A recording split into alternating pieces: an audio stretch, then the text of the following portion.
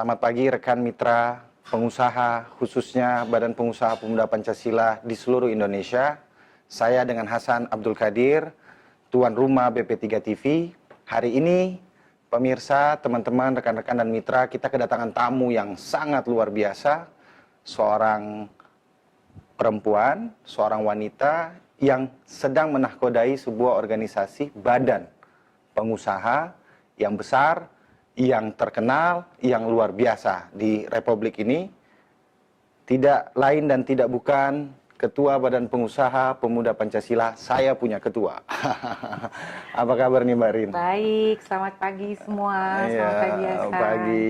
Sehat Mbak Rin ya hari ini ya? Sehat, alhamdulillah. Ya, bagaimana keadaan keluarga Mbak Rin? Semua sehat?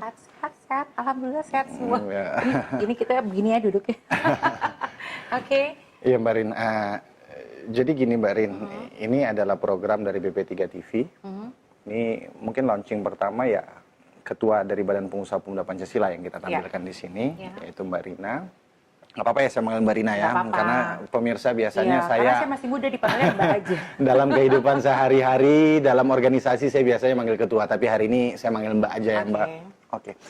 Jadi Mbak Rina, teman-teman dari daerah-daerah, khususnya teman-teman di Badan Pengusaha Pemuda Pancasila itu semua bertanya-tanya.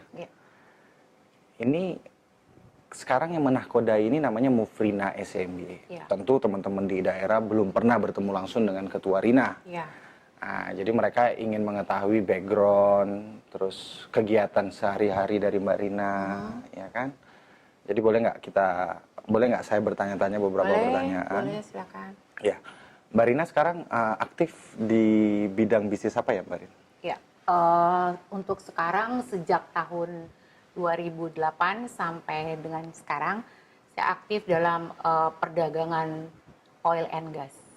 Oil and gas? Yes, minyak. Minyak ya? Ya, untuk penjualan minyak untuk marine, untuk kapal. Untuk kapal ya? Itu semenjak 2008 Mbak Rina? 2008, sebelum itu saya konsen di shipping company, penyewaan kapal, angkut-angkut barang gitu loh. Tapi by marine, by kapal. Oh, by kapal. Ya. Mbak Rin, boleh nggak saya bertanya Mbak Rin? Ya, saya dan teman-teman sekalian yang menyaksikan di tayangan BP3 TV ini kan pasti bertanya-tanya kan. Kita kan masih muda Mbak Rin, ya kan? Kita bisa nggak bertanya dari sejarah kehidupan bisnis Mbak Rina? Gimana sih keluh kesahnya, terus bagaimana sih Mbak Rina membangun bisnis oil and gas Mbak Rina sampai Mbak Rina di posisi saat ini sih Mbak? Oke, panjang loh ceritanya. Kalau kita mesti ceritakan bisa berapa buku. Jadi gini, saya lahir di keluarga yang sederhana, ya kan. Papa saya tuh pengen banget punya anak laki-laki di pertama, karena kan beliau juga memang bisnisnya di marine. Ya kan, jadi karena anak pertamanya perempuan, jadi aku digenjot seperti anak laki-laki. Umur SMP saya harus cuci mobil, apalah segala macam. Setelah SMA saya harus bisa menghitung truk-truk yang ada dari angkutan yang bisnisnya papa saya gitu loh, baru saya dikasih. Jadi pokoknya keras deh kehidupannya. Dan setelah saya lulus SMA, papa saya hanya bilang waktu itu, saya mau biayain kamu hanya 1 semester. Semester kedua kamu harus punya biaya sendiri. Saya bingung waktu itu, saya mesti bagaimana gitu kan. Semester pertama itu kan tidak ada tidak ada keahlian yang saya bisa lakukan gitu. Atau papa saya, oke, karena kamu belum bisa kerja di tempat lain, kamu bantuin saya gitu. Ya waktu itu saya bantuin papa saya digaji setengah dari gaji yang umum. Tapi dengan gaji setengah itu saya bisa membiayai kuliah saya sampai seterusnya. Dan waktu itu saya kuliah 2 San. Jadi waktu itu saya kuliah 2 karena saya nggak mau buang waktu. Jadi saya kerja dari starting jam 9, jam 7 jam 8 saya sudah ambil 1 mata kuliah. Setelah itu nanti saya lanjutkan lagi di kuliah di siang. Jadi tempat kuliah saya dengan kantor saya itu dekat. Jadi saya tinggal naik bajai aja atau naik ojek waktu itu. Jadi buat saya terus sore start jam habis maghrib saya ambil kuliah perbankan. Jadi saya ambil ekonomi pagi, sorenya saya ambil perbankan dan saya kerja juga. Banyak dispensasi sih karena saya kerja di kantor papa saya. cuman dispensasi waktu mungkin. Tapi kalau namanya tanggung jawab, saya 24 jam harus menyelesaikan tugas saya gitu loh. Setelah saya lulus, alhamdulillahnya saya lulus hanya di 3,5 tahun. Oke, Dua-duanya saya ngambil dapat dua-duanya, sarjana ekonomi dan sarjana perbankan waktu itu. 3,5 tahun saya selesaikan semuanya. Setelah itu saya tantangin bapak saya bilang, Pak, kalau saya tetap kerja di sini, pengalaman saya tetap ini aja gitu loh. Dia bilang, ya udah kamu sekarang keluar dari kantor saya, kamu coba. Ini saya kasih 2 penawaran. Waktu itu perusahaan mana yang mesti saya ambil? Ada yang sudah sukses banget dan ada yang perusahaan yang hancur. Oke. Nah, saya pilih perusahaan yang hancur waktu itu. Kenapa? Kalau perusahaan yang sukses, saya bukan apa-apa, San. Tapi kalau perusahaan yang hancur, saya punya tantangan untuk membangun perusahaan itu menjadi sesuatu, dan akhirnya saya punya nama di situ. Oke.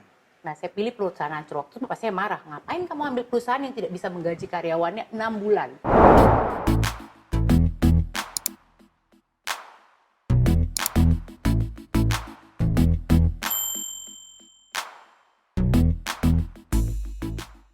Ngapain kamu ambil perusahaan yang tidak bisa menggaji karyawannya 6 bulan? Oke. Saya bilang, 6 bulan dia nggak bisa menggaji karyawannya. 6 bulan nggak bisa gaji. Nggak bisa gaji. Jadi saya bilang, saya pilih ini. Kenapa? Saya mau pilih ini. Saya mau bangun perusahaan ini agar perusahaan ini bisa menggaji karyawannya setiap bulan. Nah, terus selama 6 bulan itu gimana Mbak Rina gaji pegawai? 6 bulan itu belakang. Dia belum pernah menggaji perusahaan anak buahnya selama 6 bulan. Setelah saya masuk, 1,5 bulan, alhamdulillah yang 6 bulan terhutang itu sudah terbayar. Oke. Dan bulan keduanya kita sudah mulai lancar. Waktu itu saya memilih perusahaan perbaikan kapal, docking. Oke, itu perusahaannya masih eksis sampai sekarang, Mbak? Sekarang setelah saya tinggal, saya nggak terlalu monitor sih apakah masih eksis atau enggak. Tapi waktu saya tinggalkan, dia udah untungnya udah lumayan. Mereka udah bisa beli kapal dan segala macam. Oke. Wah, berarti beda dengan ekspektasi yang saya pikirkan selama ini. Selama ini ekspektasi yang saya pikirkan Mbak Rina sisa melanjutkan bisnis dari orang tua Mbak Rina. Enggak ya? Berarti Mbak Rina merintis usaha dari nol, Iya. Mbak Rina? Iya. Oke. Itu gimana sih Mbak Rin? Ceritanya Mbak Rin dari perkapalan. Oke, saya bisa dapat poin yang pertama, Mbak Rina bisnis perkapalan dari ayah. Mbak Rina mendapatkan ilmu dari ayah, ya kan? Tetapi bagaimana dengan bisnis minyak ini, Mbak? Oke. Ini sih sebenarnya pilihan yang memilih bisnis minyak. Iya. Pilihan yang saya pikir mungkin tidak terlalu banyak saya belajar pada saat itu. Pada saat, jadi gini, setelah saya membuka perusahaan sendiri ya, panjang lah ceritanya, setelah saya membuka perusahaan sendiri, saya menyewakan kapal-kapal saya kepada Pelindo. Jadi profit sharing Pelindo ya. Profit, jadi iklan ya, jadi perusahaan negara ya, BUMN, saya profit sharing. Pada saat itu ada ketentuan negara bahwa kapal-kapal perusahaan negara Pelindo itu, perusahaan negara BUMN itu harus memiliki aset. Nah, pada saat waktu saya kerja penyewaan itu, asetnya kan berarti kan punya saya. Saya sewakan ke mereka. Nah, mereka harus memiliki aset, makanya mereka harus beli aset. Kapal-kapal saya harus di stop untuk tidak disewa lagi sama mereka. Nah, pada saat itu saya diskusi, waduh, kita kan sudah ibaratnya Pelindo ini sudah menjadi mitra kita banget. Apa yang saya bisa tawarkan? Orin, mungkin kamu bisa tawarkan minyaknya, gitu loh. Saya nggak tahu bisnis minyak ini seperti apa kan. Nah, saya belajar, saya lihat teman-teman yang dulu, teman-teman yang supply minyak ke kita, dia bantu saya untuk, oh gini loh, beli di Pertamina atau beli di BUMN, terus nanti kita jual lagi begini-begini. Oke, saya jual semua kapal yang saya sewakan kepada BUMN tersebut. Saya belilah tanker kecil, saya belilah minyak. Pasar pertama saya ya BUMN itu. Itu di tahun berapa, Mbak? 2008. 2008, Ya. kapal baru. Tanker untuk kecil, minyak, tapi tidak besar ya. Itu kapasitasnya berapa itu, Mbak? Kapasitas pada saat itu 2. Pertama saya beli yang 800 KL, yang kedua saya beli yang 200 KL. Oke. Nah, sekarang kalau boleh tahu Mbak Rin, dari tahun 2008 sampai tahun 2021 saat ini berapa udah kapal tankernya Mbak Rin? 10. 10 buah. Ya. Kapal tanker. Ya. Tanker besar kecil ya. Ya. Kadang-kadang kan perkebutuhan ya San gitu. Jadi kita nggak bisa bilang kebetulan kita angkutannya kebutuhannya sekarang memerlukan sebanyak itu ya. Oke, artinya gini Mbak Rin, ini kan satu organisasi, Mbak Rina sekarang ketuanya, yaitu Badan Pengusaha Pemuda Pancasila. Artinya kalau kita lihat background dari segi ekonomi, Mbak Rina sudah mapan, ya kan? Tetapi ini saya bertanya secara pribadi, kenapa Mbak Rina masih mau aktif dan menahkodai dan menjadi ketua lagi di Badan Pengusaha Pemuda Pancasila? Bisa dijelaskan nggak Mbak? Oke, ya. Gimana? Tapi sebelum dijawab Mbak Rin, Oke. ya kan, ada yang mau lewat dulu ini. Ya.